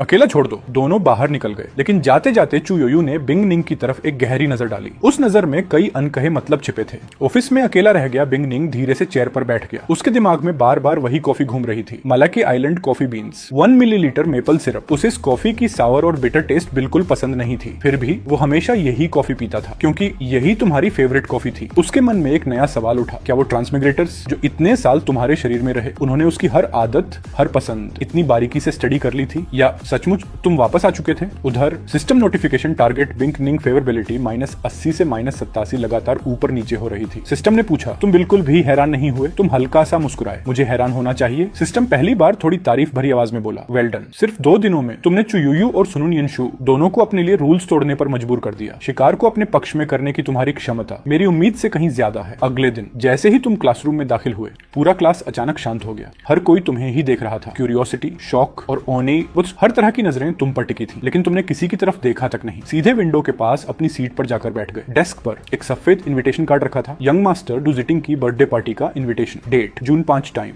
7 PM, लोकेशन डू फैमिली मैनर, डू जिटिंग, डू फैमिली का हेयर, स्टूडेंट काउंसिल मिनिस्टर और 8 ग्रेट फैमिलीज के सबसे वर्सेटाइल सक्सेसर्स में से एक। पिछले 3 सालों में ट्रांसमाइग्रेटर्स का उससे कभी कोई खास कॉन्टैक्ट नहीं हुआ था। डू फैमिली और चून फैमिली हमेशा एक तय दूरी बनाए रखते थे, ना दोस्त ना दुश्मन। तो फिर ये अचानक इनविटेशन क्यों? क्या उसने हवा का रुख बदलते हुए महसूस कर लिया था, या ये पहले से बिछाया गया कोई ट्रैप था? तुम्हारे होंठों पर हल्की मुस्कान आ गई। इंटरेस्टिंग, ये गेम अब और मजेदार होता जा रहा है। उसी समय सेकंड ईयर क्लास एस में किसी ने हैरानी से कहा, क्या तुम पागल हो? तुमने सच में चन फैन को बर्थडे इनविटेशन भेज दिया? दूसरा लड़का नाक सिकोड़ते हुए बोला, अगर वो पार्टी में आ गया और फिर से लुरुआन के पीछे भागने लगा तो पूरी पार्टी बर्बाद हो जाएगी। डूजिटिंग बस हल्का सा मुस्कुराया। ओल्ड 7th, इतनी जल्दी फैसला मत करो। पिछले 2 दिनों से एकेडमी में उसके बारे में जो रूमर्स चल रहे हैं, उन्हें देखकर लगता है वो अब पहले जैसा नहीं रहा। शायद हम दोस्त भी बन सकते हैं। आखिर वो भी 8 ग्रेट फैमिलीज में से एक फैमिली का हेयर है। अभी कुछ कहना जल्दबाजी होगी। डूजिटिंग हल्का सा मुस्कुराया। उसकी मुस्कान जरा भी नहीं बदली, लेकिन उसकी आवाज में पूरा भरोसा था। ये सिर्फ एक इनविटेशन है। किसी इंसान का फैसला करने से पहले उसे अपनी आंखों से देखना चाहिए। बस थोड़ा इंतजार करते हैं। अगले कुछ दिन तुमने अपना ज्यादातर समय मॉरिस एकेडमी लाइब्रेरी में बिताया। तुम्हारी उंगलियां पुरानी पीली पड़ चुकी किताबों के पन्ने पलट रही थी। उन पन्नों में सिर्फ नंबर्स नहीं थे, बल्कि पिछले 3 सालों में बदल चुकी पूरी पॉलिटिकल और फाइनेंशियल दुनिया छिपी हुई थी। रेयर बुक्स, सीक्रेट रिपोर्ट्स और कॉन्फिडेंशियल फाइल्स, जिन्हें इलेक्ट्रॉनिक फॉर्म में भी स्टोर नहीं किया गया था। तुम एक एक करके पढ़ रहे थे। खासकर एनर्जी पॉलिसी और कॉन्टिनेंटल फाइनेंस से जुड़े इंटरनल असेसमेंट रिपोर्ट्स तुम्हारी सबसे बड़ी प्रायोरिटी थे। जरूरी जानकारी याद करते ही तुम किताब वापस उसकी जगह रखते और बिना कोई आवाज किए लाइब्रेरी से निकल जाते। उधर एकेडमी के मेन गेट पर छुट्टी के बाद भारी भीड़ लगी हुई थी। सबकी नजर एक लिमिटेड एडिशन सिल्वर सुपरकार पर टिकी थी। ड्राइवर सीट पर लूरुआन बैठी थी। उसके एक हाथ स्टीयरिंग पर था, जबकि दूसरे हाथ को एक ग्रीन हेयर वाला लड़का कसकर पकड़े हुए था। सिस्टर लू, मैंने क्या गलती की? मैं बदल जाऊंगा। आप जो कहेंगी वही करूंगा। प्लीज ब्रेकअप मत कीजिए। उसकी आवाज कांप रही थी, लेकिन लूरुआन की आंखों में जरा भी नरमी नहीं थी। छोड़ो मेरा हाथ, उसने ठंडी आवाज में कहा। लड़का कांप गया, लेकिन उसने पकड़ और कस दी। कल ही तो आपने कहा था कि मैं आपका फेवरेट हूँ। क्या इतनी जल्दी भूल गई? लूरुआन ने उसे ऐसे देखा जैसे किसी पुराने खिलौने को देख रही हो। मैं तुमसे बोर हो चुकी हूँ, उसने बिल्कुल सपाट आवाज में 3 सेकंड। हाथ छोड़ दो। आसपास खड़े स्टूडेंट्स बस चुपचाप तमाशा देख रहे थे। एकेडमी में सब जानते थे लूरुआन किसी भी हैंडसम लड़के को आसानी से रिजेक्ट नहीं करती थी, लेकिन उसकी दिलचस्पी कभी 1 हफ्ते से ज्यादा नहीं टिकती थी। फिर भी हर नया लड़का यही सोचता था कि शायद वही उसके लिए स्पेशल होगा। 3 सेकंड पूरे होने से पहले ही लड़के की हिम्मत टूट गई। उसने धीरे से उसका हाथ छोड़ दिया। अगले ही पल सिल्वर सुपरकार बिजली की तरह आगे निकली और कुछ ही सेकंड में सबकी नजरों से गायब हो गई। भीड़ भी धीरे धीरे छूट गई। दूर कॉरिडोर की शेडो में खड़े तुमने पूरा सीन चुपचाप देखा। पिछले 3 सालों में तुम्हारे शरीर पर कब्जा करने वाले ट्रांसमिग्रेटर्स भी बिल्कुल इसी लड़के की तरह बन चुके थे। अपनी सारी डिग्निटी, अपना सेल्फ रिस्पेक्ट, सब कुछ खोकर लूरुआन जैसी औरतों के पीछे भागते रहे। तुमने शांत नजरों से उस दिशा की तरफ आखिरी बार देखा, फिर बिना किसी इमोशन के मुड़ गए। पुरानी बेइज्जती अब तुम्हारे अंदर जरा भी असर नहीं छोड़ती थी। सिर्फ तुम्हारी ठंडी नजर पहले से भी ज्यादा खतरनाक हो चुकी थी। अगले 2 दिनों तक तुम पूरी तरह मॉरिस एकेडमी से गायब रहे। तुमने खुद को फैमिली स्टडी रूम में बंद कर लिया। डेस्क पर रेयर बुक्स, पॉलिटिकल आर्काइव्स और फाइनेंशियल डेटा रिपोर्ट्स का ढेर लगा था। हर स्क्रीन पर अलग अलग इंफॉर्मेशन चल रही थी। तुम्हारे लिए अब एक एक मिनट भी बेहद कीमती था। लेकिन तुम्हारी इस अचानक गैर मौजूदगी ने एकेडमी में नए रूमर्स को जन्म दे दिया। विथड्रॉल नोटिस वाला मामला अचानक दब जाना सबसे बड़ी मिस्ट्री बन चुका था। लोग तरह तरह की बातें करने लगे। कुछ स्टूडेंट्स दावा कर रहे थे कि उन्होंने बिंग निंग और तुम्हें बेहद करीब देखा था। उनके हिसाब से तुम्हें मिला ये स्पेशल प्रिविलेज किसी सीक्रेट डील का रिजल्ट था। कुछ लोग इससे भी आगे निकल गए। उनका कहना था कि चुन फैमिली ने तुम्हें सक्सेसर लिस्ट से हमेशा के लिए निकाल दिया है। बस फैमिली की आखिरी इज्जत बचाने के लिए वो ऑफिशियल एक्सपल्शन नहीं किया गया। सच्चाई चाहे जो भी हो, एक बात सब जानते थे, मोरिस एकेडमी में स्टूडेंट काउंसिल की अथॉरिटी सबसे ऊपर थी। इसलिए चाहे तुम्हारे पीछे बिंग निंग हो, सुनुन यंशु या चू योयू, कोई भी खुलकर सवाल पूछने की हिम्मत नहीं कर सकता था। सब सिर्फ पीछे खड़े होकर जेलसी और सस्पिशन फैलाते रहे। आखिरकार 5 जून की रात आ गई। पूरा डू फैमिली मैनर रोशनी से जगमगा रहा था। लग्जरी कार्स लगातार मेन गेट से अंदर आ रही थी। आज सिर्फ डू जाइटिंग का अपडेट्स वो सिर्फ रैनी डंडाच कैसिड डेंग का बर्थडे नहीं था, ये उसकी सक्सेशन को पब्लिक सपोर्ट दिलाने का भी एक बड़ा मौका था। जैसे ही तुम मैनर के अंदर पहुंचे, डू जिटिंग खुद तुम्हारा स्वागत करने दौड़ कर आया। उसके चेहरे पर हमेशा की तरह परफेक्ट स्माइल थी। यंग मास्टर चन, आप आए, ये मेरे लिए सम्मान की बात है। तुमने बिना कुछ कहे एक deep red velvet gift box उसकी तरफ बढ़ा दिया। Happy birthday. यही गिफ्ट बॉक्स का लिड खुला, अंदर रखा एमरल्ड ज्वेल्ड वॉच हल्की हरी चमक बिखेरने लगा। उसकी कीमत का अंदाजा सिर्फ एक नजर में लगाया जा सकता था। डू जिटिंग ने बॉक्स दोनों हाथों से लिया। उसकी आंखों में हैरानी और तारीफ की बिल्कुल सही मात्रा थी। उसने हल्की मुस्कान के साथ कहा, यंग मास्टर चन, आपने तो बिल्कुल वही गिफ्ट चुना है जो मुझे सबसे ज्यादा पसंद है। इस शानदार गिफ्ट के लिए मैं आपका दिल से शुक्रिया करता हूँ। तभी दूर से एक जोरदार इंजन रोर सुनाई दिया। डीप पर्पल और ब्लैक रंग की एक सुपर कार पूरे अहंकार के साथ ड्रिफ्ट मारते हुए कोर्टयार्ड के बीचों बीच आकर रुकी। एक पल में सबकी नजर उसी पर टिक गई। ऊपर की तरफ खुलने वाला डोर उठा और सबसे पहले लोरुन बाहर उतरी। उसने डार्क इवनिंग गोन पहन रखा था, लेकिन उसके अंदर का जंगली और बेकाबू स्वभाव जरा भी नहीं छिपा था। उसके पीछे पर्पल हेयर वाला एक हैंडसम लड़का उतरा। जैसे ही लोरुन की नजर डू जिटिंग के पास खड़े तुम पर पड़ी, उसके होंठों की स्माइल तुरंत गायब हो गई। उसकी आंखों में सिर्फ कंटम्पट और डिगास्ट बचा था। उसने अपने नए मेल कंपेनियन की कमर में हाथ डाला और सीधे तुम्हारी तरफ बढ़ी। उसकी आवाज ज्यादा ऊंची नहीं थी, लेकिन आसपास मौजूद हर इंसान ने उसे साफ साफ सुन लिया। डू जिटिंग, तुम्हारी बर्थडे पार्टी की क्वालिटी तो काफी गिर गई है। अब तुम किसी भी ट्रैश को अंदर आने देने लगे हो। लगता है तुम्हारी आईसाइट भी खराब हो गई है। उसकी ठंडी नजर सीधे तुम पर टिक गई। उसी समय गोंगची मुस्कुराते हुए बोला, जाइटिंग अंकल तुम्हें बुला रहे हैं, उन्हें कोई जरूरी काम है। डू जिटिंग ने अब भी अपनी परफेक्ट स्माइल बनाए रखी। उसने तुम्हारी तरफ हल्का सा माफी वाला इशारा किया। आज मेरा बर्थडे है, प्लीज मेरे गेस्ट्स के सामने कोई सीन मत बनाइए। अंडरस्टूड। लूरुन ने बेहद लापरवाही से जवाब दिया। लेकिन जैसे ही तुम वहां से मुड़कर जाने लगे, उसने एक कदम आगे बढ़ाया। आखिर तुम खेल क्या रहे हो? उसने व्यंग्य से कहा। चू योयू और सुनुन यंशु,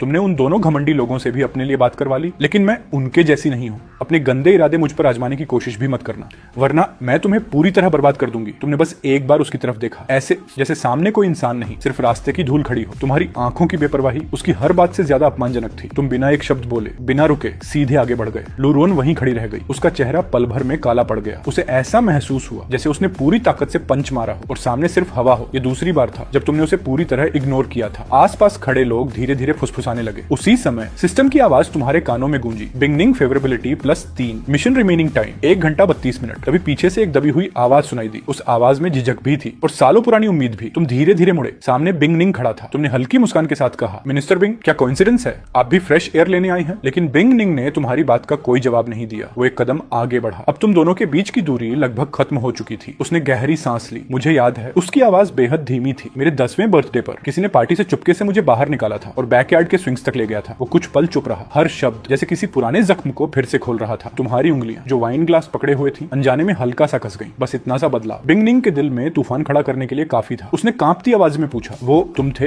है ना? उसकी आंखों में सालों से दबा हुआ यकीन और इंतजार साफ दिखाई दे रहा था, लेकिन तुम्हारा चेहरा बिल्कुल शांत था। तुमने ठंडी आवाज में कहा, मिनिस्टर बिंग, क्या आपने ज्यादा पी ली है? कैसी बेकार बातें कर रहे हैं? तुमने जानबूझकर अपने इमोशन पूरी तरह छिपा लिए। बिंग निंग हल्का सा हंसा। उस हंसी में दर्द भी था और खुद पर तंज भी। अचानक उसने तुम्हारे हाथ से वाइन ग्लास छीन लिया और बची हुई रेड वाइन एक ही सांस में पी गया। थोड़ी सी वाइन उसके होंठों से नीचे बह गई। अल्कोहल का असर उसके चेहरे पर तुरंत दिखाई देने लगा। वो तुम्हें देखता रहा, फिर हल्की मुस्कान के साथ बोला, अब मैं सच में नशे में हूँ। इतना कहकर उसने तुम्हारी तरफ देखना बंद कर दिया। वो धीरे धीरे पीछे हटने लगा। एक कदम, फिर दूसरा, और उसके ठीक पीछे स्विमिंग पूल का गहरा पानी चमक रहा था। बिंग निंग, तुम्हारी आंखें एकदम सिकुड़ गईं। पहली बार तुम्हारी आवाज में साफ घबराहट थी, लेकिन बिंग निंग की आंखों में सिर्फ दर्द बचा था। ऐसा दर्द जैसे कोई पतंगा खुद आग में कूदने का फैसला कर चुका हो। बस बहुत हो गया, मैं अब और उस मॉन्स्टर को तुम्हारा चेहरा पहनकर घूमते हुए नहीं देख सकता। इतना कहकर वो अचानक पीछे की तरफ झुक गया। छपाक, पानी की एक बड़ी लहर उठी और उसका सफेद शरीर पल भर में स्विमिंग पूल के बर्फ जैसे ठंडे पानी में गायब हो गया। उसी समय सिस्टम की आवाज गूंजी, सिस्टम अलर्ट, टारगेट बिंग निंग्स emotional fluctuation is rising rapidly, warning value abnormal. तुम पूल के किनारे खड़े रहे। तुम्हारा दिमाग साफ कह रहा था, ये सब बिंग निंग ने जानबूझकर किया है। वो अपनी जान दांव पर लगाकर तुम्हें मजबूर कर रहा है। लेकिन अगले ही पल पानी के नीचे उसकी हलचल तेजी से कम होने लगी। शिट, तुमने बिना 1 सेकंड गंवाए पूल में छलांग लगा दी। ठंडा पानी पूरे शरीर में सुई की तरह चुभ गया। तुमने आंखें खोले रखी और पूरी ताकत से नीचे डूबते हुए बिंग निंग की तरफ तैरने लगे। उसकी आंखें बंद थीं। ऐसा लग रहा था जैसे उसके शरीर से सारी जान निकल चुकी हो। अल्कोहल और बर्फ जैसे ठंडे पानी ने उसकी आखिरी ताकत भी छीन ली थी। तुमने पूरी ताकत से उसका हाथ पकड़ा और उसे ऊपर खींच लिया। छपाक, दोनों पानी से बाहर निकले। बिंग निंग तुम्हारी बाहों में था। वो जोर जोर से खांस रहा था। सांस लेने की कोशिश में उसका सिर पीछे की तरफ झुक गया। उसी पल तुम्हारी नजर उसकी कॉलर बोन के पास बने एक हल्के से क्रेसेंट शेप स्कार पर जाकर रुक गई। पानी की बूंदों के बीच वो निशान साफ चमक रहा था। बिंग निंग ने भी तुम्हारी नजर महसूस कर ली। बहुत धीमी आवाज में उसने कहा, मैं बेट जीत गया। तुमने उसे और कसकर पकड़ लिया। उसका चेहरा पूरी तरह भीग चुका था। हमेशा की तरह शांत दिखने वाला वो इंसान आज पूरी तरह टूट चुका था। लेकिन उसकी लाल आंखों में सिर्फ एक चीज थी, वो खुशी जो किसी खोई हुई चीज को वापस पाने के बाद मिलती है। और उसी पल तुम्हारी यादें अचानक 10 साल पीछे चली गईं। उस दिन बिंग निंग का बर्थडे पार्टी था। पूरा बैंक्वेट हॉल रोशनी से जगमगा रहा था। लेकिन तुम्हारी सिर्फ एक नजर पर उसने अपने पिता की वार्निंग तक इग्नोर कर दी। वो चुपके से तुम्हारे साथ बैकयार्ड में चला गया। उस छोटी सी आजादी की कीमत उसे बहुत भारी चुकानी पड़ी। पार्टी खत्म होते ही बी फैमिली हेड उसे एंसेस्टर हॉल में घसीट कर ले गए। उसे पूरे 24 घंटे घुटनों के बल सजा दी गई। जब तुम्हें ये बात पता चली, जिंदगी में पहली बार तुम्हें गिल्ट महसूस हुआ। तुम तुरंत बी फैमिली पहुंच गए। लेकिन वहां तुमने सिर्फ इतना देखा कि बिंग निंग लड़खड़ाते हुए बाहर निकल रहा था। उसका चेहरा बिल्कुल सफेद पड़ चुका था। वो मुश्किल से कुछ कदम चला और फिर सीधे स्विमिंग पूल में गिर गया। पानी की सतह पर बस कुछ बुलबुले उठे, फिर सब शांत हो गया। तुमने एक पल भी नहीं सोचा, सीधे पूल में छलांग लगा दी। बहुत मुश्किल से तुमने उसका डूबता हुआ शरीर पकड़ लिया। लेकिन उसकी आंखें बंद थीं। उसमें कोई रिएक्शन नहीं था। मजबूरी में तुमने उसकी कॉलर बोन के पास जोर से काट लिया ताकि दर्द से उसे होश आ जाए। वही बाइट मार्क हमेशा के लिए उसकी स्किन पर रह गया। उसी समय सिस्टम की आवाज फिर गूंजी। बिंग निनग favourability 85, mission complete. Mechanical voice हमेशा की तरह शांत थी। बचपन से बिंग निनग हमेशा तुम्हारे पीछे चलता था। तुम्हारा हर एक्शन उसकी नजर में रहता था। धीरे धीरे तुमसे प्यार करना उसके लिए सबसे स्वाभाविक बात बन गया। लेकिन उसने कभी अपनी फीलिंग्स बताई नहीं। उसे लगता था दूर से तुम्हें देख पाना ही उसकी सबसे बड़ी खुशकिस्मती है। फिर 3 साल पहले सब कुछ बदल गया। एक तेज बुखार के बाद तुम बदल चुके थे। तुम्हारी आंखों में कुछ अजीब था, कुछ बनावटी, कुछ गंदा, कुछ ऐसा जो असली तुम कभी नहीं हो सकते थे। उस रात तुम लड़खड़ाते हुए उसके कमरे में आए। पूरे शरीर से अल्कोहल की स्मेल आ रही थी। चेहरा लाल था, आंखें धुंधली थी। जैसे ही तुमने उसे देखा, तुम सीधे उसकी बाहों में गिर पड़े। निंग बिंग, मुझे बहुत बुरा लग रहा है। सिर्फ तुम मेरी मदद कर सकते हो। मैं तुमसे प्यार करता हूँ, हमेशा से करता आया हूँ। क्या तुम्हें पता है? उस पल बिंग निंग का दिमाग पूरी तरह खाली हो गया। उसे लगा जिस खुशी का उसने सालों इंतजार किया वो आखिरकार उसके सामने आ गई है। उसने तुम्हें कसकर पकड़ लिया। तुम्हारे होंठ उसके बेहद करीब आ चुके थे। लेकिन ठीक उसी पल एक सस्ती, तेज और बेहद चुभने वाली परफ्यूम की स्मेल ने सब कुछ तोड़ दिया। वो स्मेल जिससे असली चुनफान हमेशा नफरत करता था। और तभी उसने साफ देखा कि तुम्हारा हाथ जो उसकी पीठ पर था, अपनी पुरानी आदत के मुताबिक माथे की तरफ नहीं बल्कि गाल रगड़ने की तरफ बढ़ रहा था। उसकी एक छोटी सी आदत थी। वो अनजाने में हमेशा अपने गाल को हल्के हल्के रगड़ता था। लेकिन उसके सामने खड़ा ये इंसान, उसकी नजरें, उसकी हरकतें और यहाँ तक कि उसके शरीर की खुशबू भी असली चुनफन जैसी नहीं थी। वो बिल्कुल अलग था। अगले ही पल बिंग निंग ने पूरी ताकत से तुम्हें अपने से दूर धक्का दे दिया। तुम लड़खड़ा कर कई कदम पीछे हटे और ठंडी जमीन पर गिर पड़े। उस दिन के बाद बिंग निंग पूरी तरह बदल गया। उसने अपने चेहरे पर एक ठंडा मास्क पहन लिया और चुपचाप सब कुछ देखता रहा। उसने उस इम्पोस्टर को देखा जिसने तुम्हारा शरीर छीन लिया था। उसने देखा कि कैसे वो चू योयू, लोरुआन और सुनुन यंशु के पीछे अपमानजनक तरीके से घूमता रहा। उसने देखा कि कैसे चुन फैमिली के हेयर का गर्व मिट्टी में मिल गया और धीरे धीरे हाई सोसाइटी का सबसे बड़ा मजाक बन गया। हर दिन उसके दिल में उस मॉन्स्टर के लिए नफरत बढ़ती गई। इसलिए उसने सबसे सख्त रूल्स लगाए, सबसे ठंडी नजर से उसे देखा। लेकिन कभी सच में उसे मोरिस एकेडमी से एक्सपेल नहीं किया, क्योंकि उसके दिल में एक उम्मीद अब भी जिंदा थी। उसे यकीन था एक दिन असली चुनफैन जरूर वापस आएगा। और आज आखिरकार उसका इंतजार खत्म हो चुका था। उधर स्विमिंग पूल में हुए हंगामे ने पूरे मैनर का ध्यान अपनी तरफ खींच लिया। चीखों की आवाज सुनते ही लोग दौड़ पड़े। कुछ ही सेकंड में पूल के चारों तरफ भीड़ जमा हो गई। तुम पूरी तरह भीगे हुए थे और लगभग बेहोशी की हालत में थे। बिंग निंग तुम्हें सहारा देकर पूल से बाहर लाया था। उसका अपना चेहरा भी बिल्कुल सफेद पड़ चुका था। वो इतनी बुरी तरह खांस रहा था कि मुश्किल से खड़ा रह पा रहा था। लेकिन जैसे ही लोगों ने देखा कि पूल में गिरने वाला इंसान तुम थे, पूरे माहौल में फुसफुसाहट फैल गई। फिर वही चुनफान इतनी बेइज्जती के बाद भी नहीं सुधरा। पहले सिस्टर लू के पीछे पड़ा था, अब मिनिस्टर बिंग निंग को भी नहीं छोड़ा। जरूर इसने उन्हें हैरेस किया होगा, लड़ाई हुई होगी, तभी दोनों पूल में गिरे होंगे। बेचारे यंग मास्टर डो, इनकी बर्थडे पार्टी भी इस पागल ने खराब कर दी। हर नजर तुम्हें जहर की तरह चुभ रही थी। बिंग निंग अभी मुश्किल से होश में आया ही था। ये सब सुनकर उसने गुस्से में कुछ कहने की कोशिश की, लेकिन तभी डूजिटिंग आगे बढ़ा। उसने बिना कुछ कहे तुम्हें सहारा दिया और सबकी नजरों के सामने तुम्हें वहां से बाहर ले गया, जैसे किसी सम्मानित गेस्ट को एस्कॉर्ट किया जाता है। भीड़ ने ये सीन देखकर फिर बातें बनानी शुरू कर दी। यंग मास्टर डू कितने अच्छे इंसान हैं, इतना सब होने के बाद भी गुस्सा नहीं हुए, उल्टा उसी लड़के की मदद कर रहे हैं। सच में दोनों में जमीन आसमान का फर्क है। इन बातों ने तुम्हारे खिलाफ फैली गलतफहमी को और बढ़ा देने लगी। दूसरी तरफ बिंग निंग सब कुछ सुन रहा था। उसका चेहरा इतना ठंडा हो चुका था जैसे किसी भी पल बर्फ बन जाएगा। दूसरी मंजिल के एक शांत शानदार गेस्ट रूम में पहुंचकर डू जिटिंग ने धीरे से कहा, यंग मास्टर चून एक पल रुकिए। वो वॉक इन क्लोजेट की तरफ गया और कुछ देर बाद एक नया सूट लेकर वापस आया। उसने उसे बेड पर रखते हुए मुस्कुराकर कहा, ये नया सूट है, अभी तक मैंने इसे पहना भी नहीं है, मुझे लगता है इसका साइज आपको बिल्कुल फिट आएगा। फिर उसने तुम्हारे भीगे हुए कपड़ों की तरफ देखा, मैं इन्हें ड्राई करवाने भेज देता हूँ, तब तक आप ये बदल लीजिए। इतना कहकर वो चुपचाप कमरे से बाहर निकल गया और दरवाजा धीरे से बंद कर दिया। बाहर कॉरिडोर में गोंगची पहले से उसका इंतजार कर रहा था। उसके चेहरे पर साफ नाराजगी थी। जाइटिंग, तुम उसके साथ इतना अच्छा बिहेवियर क्यों कर रहे हो? बाहर सब लोग क्या बातें कर रहे हैं, तुम्हें पता भी है? सब कह रहे हैं कि उसने बिंग निंग को हरास किया और मजबूर होकर मिनिस्टर पूल में कूद गए। डू जिटिंग के चेहरे की हल्की मुस्कान धीरे धीरे गायब हो गई। उसने बहुत धीमी आवाज में कहा, अच्छी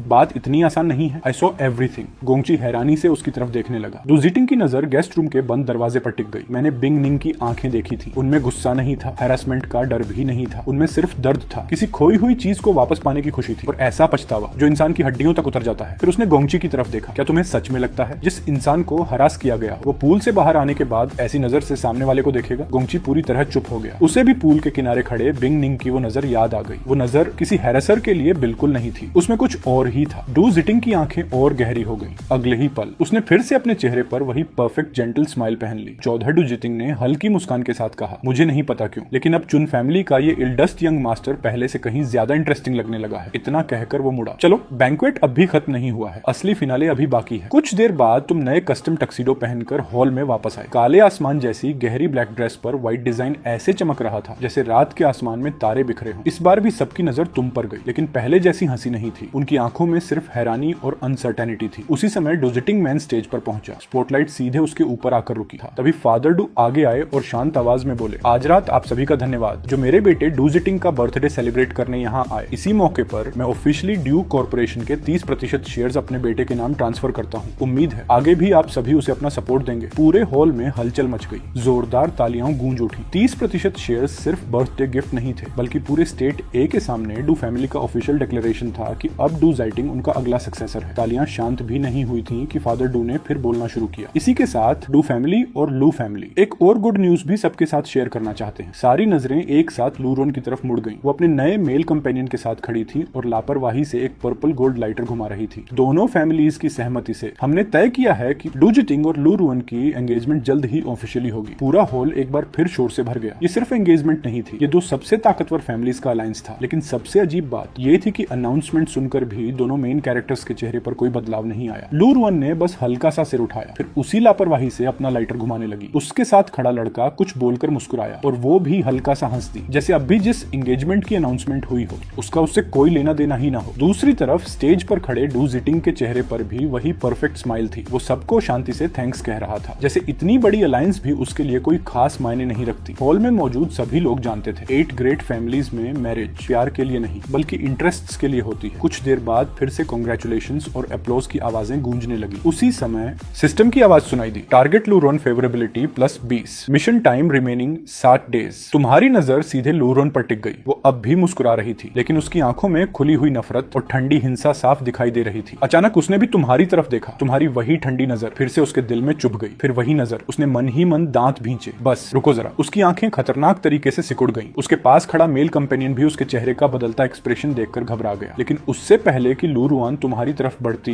एक सफेद फिगर बीच में आकर खड़ा हो गया। वो बिंग निंग था। पूल में गिरने की वजह से उसका चेहरा अब भी हल्का सफेद था, लेकिन उसकी आंखों की धुंध पूरी तरह गायब हो चुकी थी। अब उनमें सिर्फ गुस्सा था और तुम्हारी रक्षा करने की इंस्टिंक्ट। ये देखकर लू रुआन गुस्से में हंस पड़ी। वो धीरे धीरे बिंग निंग के बिल्कुल सामने आकर रुकी। दोनों के बीच इतनी कम दूरी थी कि पूल के पानी की ठंडी खुशबू अब भी महसूस हो रही थी। उसने व्यंग्य से कहा, मिनिस्टर बिंग, लगता है पूल का पानी आपका दिमाग भी खराब कर गया। ऐसे ट्रैश की भी प्रोटेक्शन कर रहे हो। वो जानबूझकर कुछ पल रुकी, फिर उसने तुम्हारी तरफ देखा और दोबारा बिंग निंग की आंखों में घूरते हुए बोली, या फिर एकेडमी में जो रूमर्स चल रहे हैं वो सच है? मिनिस्टर बिंग, आपको दूसरों का फेंका हुआ ट्रैश उठाने का शौक है, या फिर अब भूल गए ये वही इंसान है जो हर लड़की के पीछे कुत्ते की तरह टेल हिलाता फिरता था? उसका हर शब्द बिंक निनक के पुराने जख्मों को फिर से खोल रहा था। उसकी आंखों में गुस्सा भड़क उठा। वो किसी भी पल अपना आपा खो सकता था, लेकिन तभी एक हाथ धीरे से उसके कंधे पर आकर टिक गया। तुमने उसे हल्के से पीछे किया और खुद लू रुआन के सामने आकर खड़े हो गए। तुम्हारे चेहरे पर न गुस्सा था न शर्म, सिर्फ वही पुरानी ठंडी ऊपर से देखने वाली मुस्कान, जैसे सामने कोई इंसान नहीं, बस जोर जोर से भौंकता हुआ एक आवारा कुत्ता खड़ा हो। तुमने बिल्कुल शांत आवाज में कहा, अभी अभी तुम्हारी एंगेजमेंट की गुड न्यूज सबके सामने अनाउंस हुई है, तो क्या अब इसी खट्टे चेहरे के साथ यंग मास्टर डू की बर्थडे पार्टी भी खराब करने का इरादा है? उसी समय एक शांत लेकिन ठंडी आवाज पूरे हॉल में गूंज उठी। आवाज बिल्कुल बहते झरने जैसी थी, लेकिन उसके भीतर ऐसा दबाव था जिसे कोई नजरअंदाज नहीं कर सकता था। डू जिटिंग अब भी मुस्कुरा रहा था, लेकिन जब उसकी नजर लू रोन पर पड़ी तो उसकी आंखों की गर्माहट पूरी तरह गायब हो गई। उसने माइक्रोफोन उठाया और पूरे हॉल में साफ आवाज में कहा, प्लीज गाइड मी। ये सिर्फ बर्थडे होस्ट का अनुरोध नहीं था, बल्कि लू रुआन के लिए एक साफ वार्निंग भी थी कि वो यहीं रुक जाए। लू रुआन वहीं रुक गई। उसकी आंखें तुम्हें ऐसे घूर रही थीं जैसे तुम्हें जिंदा निगल जाएगी। फिर उसने गुस्से से बिंगनिंग की तरफ देखा। आखिरकार उसने अपने अंदर उबल रहे गुस्से को दबा लिया और ठंडे चेहरे के साथ मुड़कर डू जिटिंग की तरफ चली गई। उसने उसका बढ़ा हुआ हाथ जोर से पकड़ लिया। उसके पूरे शरीर में अब भी गुस्सा साफ दिखाई दे रहा था। तभी बिंगनिंग ने धीरे से राहत की सांस ली, लेकिन अगले ही पल उसने फिर तुम्हारी तरफ देखा। उसकी आंखों में डर भी था और तुम्हारे लिए गहरी चिंता भी। उसने बहुत धीमी आवाज में कहा, तुमने बहुत इंपल्सिव काम किया। उसकी आवाज हल्की सी कांप रही थी। लू रुआन कोई साधारण रिच गर्ल नहीं है। पिछले 3 सालों में लू फैमिली के दलदल से बाहर निकलने के लिए उसने ऐसे रदलस तरीके अपनाए हैं जिनकी तुम कल्पना भी नहीं कर सकते। उसने धीरे धीरे आगे कहा, लू फैमिली के पैट्रियार्क के अफेयर्स पूरे स्टेट ए में ओपन सीक्रेट है। उनके इतने इलेजिटिमेट चिल्ड्रन हैं कि गिनना मुश्किल है। लू रुआन की माँ सिर्फ एक बेबस होस्टेस थी। उसने छिपकर उसे जन्म दिया और कई सालों तक किसी ने उसकी तरफ देखा तक नहीं। उसी समय स्पाइरल स्टेयरकेस पर खड़ी एक सफेद फिगर चुपचाप नीचे का पूरा सीन देख रही थी। उसके चेहरे की जेंटल स्माइल धीरे धीरे गायब हो गई और उसकी जगह गंभीर एक्सप्रेशन आ गया। उसके पास खड़े युवक ने धीमी आवाज में कहा, काफी अच्छी एक्टिंग कर रहा है। शायद ये भी मुझे उसके पीछे भागने पर मजबूर करने की एक ट्रिक है। लेकिन उस सफेद फिगर ने सिर हिलाया। उसकी नजर बहुत ठंडी थी। अगर ये एक्टिंग है तो उसकी एक्टिंग स्किल्स वाकई कमाल की है। फिर उसने शांत आवाज में कहा, अच्छी, चलो अभी देखते हैं आगे क्या होता है। कुछ देर बाद तुम फ्रंट हॉल की भीड़ से दूर बैकयार्ड पूल के किनारे खड़े थे। हाथ में रेड वाइन का ग्लास था। तुम चुपचाप आसमान में चमकते ठंडे चांद को देख रहे थे, जैसे आसपास की किसी भी चीज से तुम्हारा कोई लेना देना ही ना हो। तभी पीछे से किसी के कदमों की धीमी आवाज आने लगी। सामने वाला जानबूझकर बहुत धीरे चल रहा था, लेकिन तुमने पीछे मुड़कर देखने की जरूरत भी नहीं समझी। बस ग्लास में बची रेड वाइन का आखिरी सिप लिया। रात की ठंडी हवा के साथ एक जानी पहचानी खुशबू भी आई। अगले ही पल किसी ने तुम्हारी भीगी हुई रिस्ट पकड़ ली। तुमने उसकी तरफ देखा तक नहीं, बस हल्का सा अपना हाथ छुड़ाने की कोशिश की। सामने मौजूद लोगों की आंखों में भरी मैलिस पर तुम्हारी नजर घूमी, लेकिन तुम्हारी आंखों में न पैनिक था न ह्यूमिलिएशन, सिर्फ एक ठंडी थकान थी। जैसे ये पूरा ड्रामा तुम्हारे लिए चींटियों का झगड़ा हो। तुम्हारे होठों पर हल्की सी ठंडी मुस्कान आ गई। ऐसे लोगों के साथ बहस करने से बेहतर तुम उन्हें अपनी ताकत से हमेशा के लिए चुप कराना पसंद करते थे। उसी समय किसी ने बहुत धीरे से एक सूट जैकेट तुम्हारे कंधों पर रख दी। तुमने मुड़कर देखा। डू जिटिंग कब तुम्हारे पास आकर खड़ा हो गया था तुम्हें पता ही नहीं चला। उसके चेहरे पर हमेशा की तरह परफेक्ट कंसर्न था। बर्थडे पार्टी खराब होने का जरा भी गुस्सा उसके चेहरे पर नहीं था। उसने हल्की मुस्कान के साथ कहा, यंग मास्टर चन, आर यू ऑल राइट? आइए, मैं आपको ऊपर गेस्ट रूम तक ले चलता हूँ। पहले आप ड्राई क्लोथ्स बदल लीजिए। फिर उसकी नजर बिंग निंग पर गई, जो अब भी पूरी तरह भीगा हुआ खड़ा था। उसने शांत स्वर में कहा, बिंग निंग, वहाँ एक मेड आपका इंतजार कर रही है। पास खड़ी मेड तुरंत आगे बढ़ गई। इस बार तुमने भी बिना कुछ कहे उसका प्रस्ताव स्वीकार कर लिया। Wake up to reality. Nothing ever goes as planned in this accursed world. The longer you live, the more you will realize that the only things that truly exist in this reality are merely pain, suffering, and futility.